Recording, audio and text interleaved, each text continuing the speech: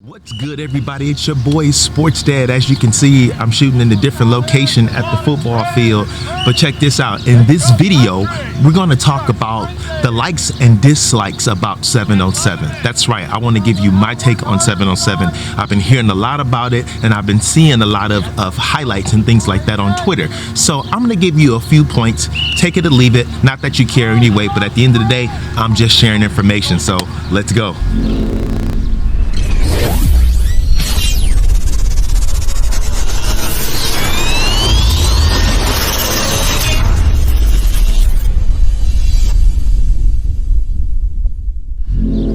Okay, once again, if you're new to the channel, go ahead and subscribe to the channel and make sure you hit that notification bell that lets you know when I'm posting new content so you can stay updated.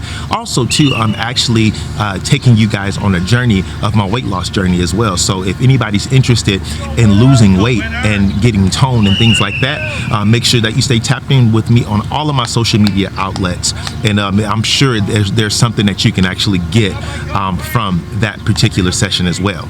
So 707, the likes and dislikes about 707. Okay, so what I like about 707 is this. I like the fact that the quarterback can get reps and throwing the actual football to receivers. I love that. You know, I love that DBs can actually get some reps as well with their reads and things like that, with their footwork, opening up the hips, getting the elbows and everything like that.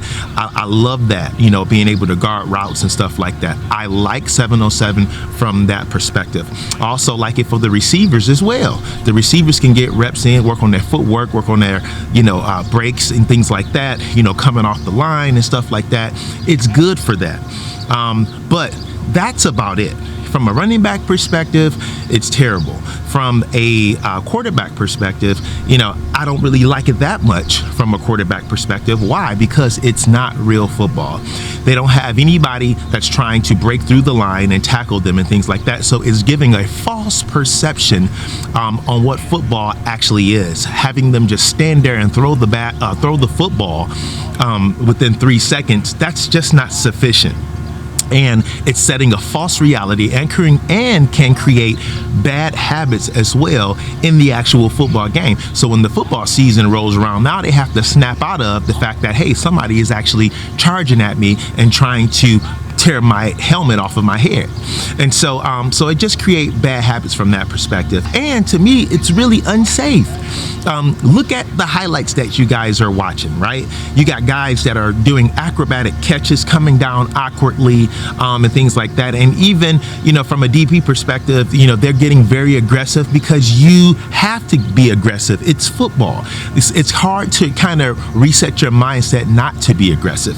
So it's really creating a false perception, and it's really not fair, right?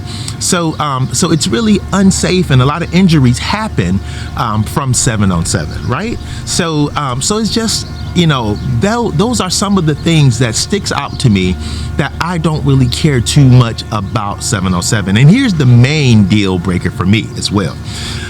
Out of all the tweets and everything that I see, I've never, and I'm being honest here, I never really seen, I'm not saying that it doesn't happen, but I've never seen a tweet that said, hey, after a great 7-on-7 tournament, I'm blessed to receive an offer from this particular college.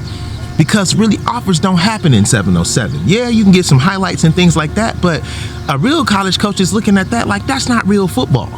And so I want to see what they're actually doing in real football. But if I'm going to give a kid a scholarship, I'm going to give a kid a scholarship based off of camp activities, which is why it's important to get out to the camps. Camps versus 7-on-7, which one is more important? I think camps are more important because you see more offers given in camp. Even when you look at Twitter, the post after a great camp, hey, listen, I got an offer, I had a conversation, and I got an offer from this particular college. But I never really seen it from a 7-on-7 tournament. So then you ask yourself, what is the question behind it then? Like, the question is that, do you really participate? I look at it like this. You have to be very strategic in your approach and you have to basically use 707 and not allow 707 to use you. You got all these tournaments happening with teams travel the country and things like that playing 707. They put on their little tight gear and they run around and put on 7 and they just, you know, playing 707 tournaments, right? You know, I don't really agree with that. I think it's a huge money grab if you ask me, but you have to use it, right? So if you want to get some reps in, you know, from that perspective, from a receiver perspective, or, you know, you want to just get used to throwing the ball, you know, and things like that, then yeah, you can challenge yourself that way as well. But hey, you know, you're going to get that experience at a camp as well. You know, why not just call a couple guys up and have them go up to the field and throw to them, right? You have to start thinking strategic, and you have to start thinking about safety and body preservation, right? Preserving your body. A lot of these guys, they play AAU and they play all these different tournaments and they doing all these workouts and they spend no time on recovery. And that's what my next video is going to be about, recovery. You have to spend the same amount of time that you're actually putting in work, you know, with your workouts, your weight workouts, you know, your footwork and things like that. You're on the field or on the court activities. You have to spend that same amount of time in recovery as well. And a lot of you guys are not spending a lot of time in recovery, and your bodies are breaking down, right? And you just don't have the longevity with your body. By the time you get to college, it's like, okay, I'm injured. I know cats that are, you know, that have made it to college and beyond, but they have to sit out a little bit now because they're injured, because their bodies have a lot of miles on them. You know, your body is like a vehicle, and you put a lot of miles on that body or on that vehicle. At some point, the vehicle is going to need some maintenance, and a lot of time your body needs maintenance, and you're going a long time without giving your body the maintenance. So it's about body preservation and being very strategic when you're going to participate in those 707s. And if you're going to do it, make sure that it's under an organized situation, like your high school situation. If I'm going to get injured, I'm going to get injured, you know, in preparing for a game. I'm going to get injured in practice, you know, with my high school team. I'm going to get injured, you know, in the 707 tournament with my high school team, you know, as opposing to, you know, an outside entity and traveling the country and getting injured that way. It's, you know, it's totally asinine, and it's really not worth it. You have to think about body preservation. Start preserving your body, you know, and allowing your body to recover, and picking and choosing what you're going to participate in. If it was me, I would put more effort and time into camps, because camps will produce offers. Camps, you will have an opportunity to do a one-on-one and things like that, where you can show your ability, your speed, your footwork, and all that good stuff. That's what I would focus on, as opposing to putting all my nooks and crannies into 707. You got little kids that are playing 707, traveling the country playing 707 and things like that. Dude, they're putting a lot of miles on their bodies, and by the time they get to high school, you know, or what have you, they're going to be experiencing injuries all over the place. It's not worth it. You'll probably be better off getting with a guy that can work you out, putting some work in that way, versus doing 707 stuff.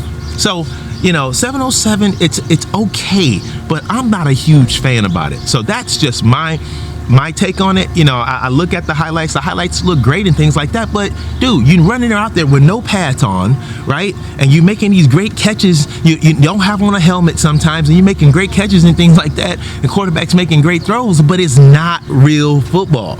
So who cares, right? So I think what 707 is that, see, a lot of people, or a lot of organizations know that, you know, parents like myself and others, we have a football itch, right? We have an itch where we want to see some football, or same thing with AAU basketball, right? But at least with AAU produce offers, right? So we know that that's happening at the AAU level. These guys you got teams that are sponsored and things like that. So AAU is a little bit different, put a lot of miles on your body, but at least you're putting the miles on your body for a cause, because AAU produce scholarship offers. But 707 is not equivalent to that, but it's a form of AAU for football. But they know parents want to see some football, and they can't wait until August roll around, right? The fall. So what happens is like, let's just put a 707 team together, and let's do it that way, and so that way we can watch some football and things like that. So it gives parents that itch, right? It scratched that itch, right? You know, kind of give them a painkiller, for lack of better words, to kind of keep them calm until the actual season roll around, to keep them active and involved in football. You get to watch teams, you know, run around, and players run around and catch the football, quarterbacks and stuff like that. So it gives you some form of football. And they play on that, and they have these 707 tournaments charging and things like that, and it's a big money grab. So that's what I think. So if I'm gonna waste time, or if I'm gonna, you know, risk my health and things like that, I'm going to do it, you know, in a camp situation or something that will produce offers. Like I said before, I don't see it often, and I can't even remember when I've seen it, but after a great 7-on-7 tournament, I'm blessed to receive an offer. I'd never seen it. I'm not saying that it doesn't happen, but I'm on Twitter a lot, and I've never seen it. So it may happen here and there, but it's not often. Trust me. That's why I'm giving you the information, because I'm giving it to you from research and from firsthand experience. So I'm watching. But check out my next video. We're going to talk about recovery, and I'm going to keep it coming. So stay locked in with me. It's your boy Sports That Self. I'm gone.